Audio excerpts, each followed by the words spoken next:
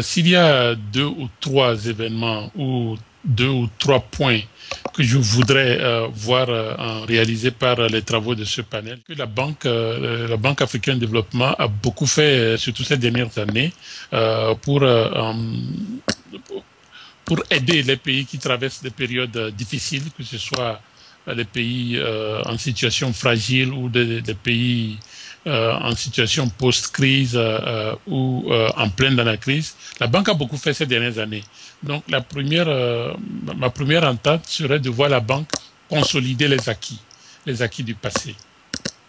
Le deuxième point que je soulèverais, si nous regardons l'économie mondiale, la géopolitique mondiale et l'économie africaine en particulier, au cours de ces dernières années, on voit que l'Afrique est marquée par des événements ou bien une nouvelle dimension de la fragilité.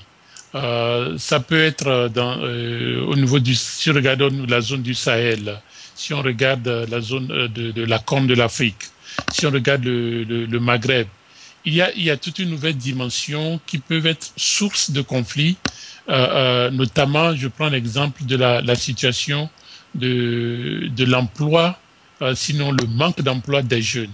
Cela, en tant que tel, aujourd'hui nous parlons du Maghreb, mais c'est un risque auquel est confronté la plupart, sinon tout le continent, toute l'Afrique.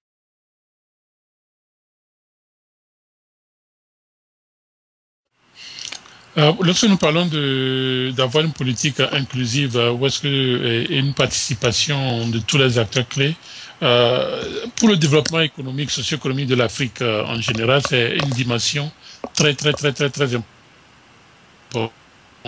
Une chose, c'est d'avoir une croissance que nous tous nous appelons de tous nos voeux, une croissance économique au moins à 7% pour qu'elle puisse agir sur la réduction de la pauvreté.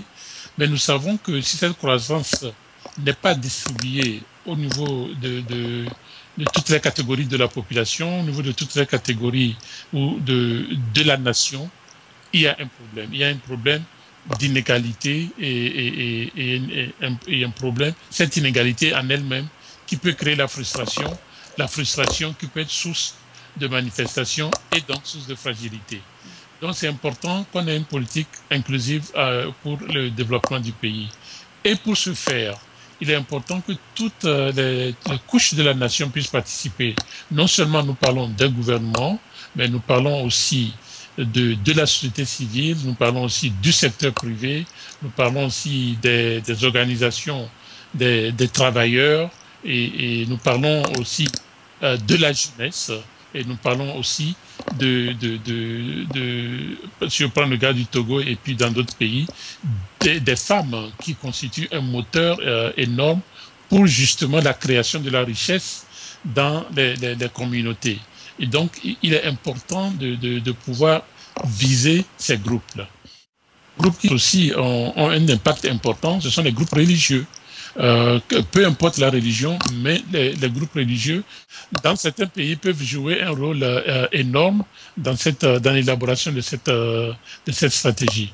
Mais il me semble aussi qu'il est important aussi de voir l'expérience des autres pays, l'expérience un peu comme une sorte de revue par les pairs, donc de discussion par les pairs, je dirais. Donc, et c'est important d'aller aussi discuter avec les autorités des pays. C'est d'ailleurs ce que nous comptons faire dans le cadre de des missions dans les semaines à venir.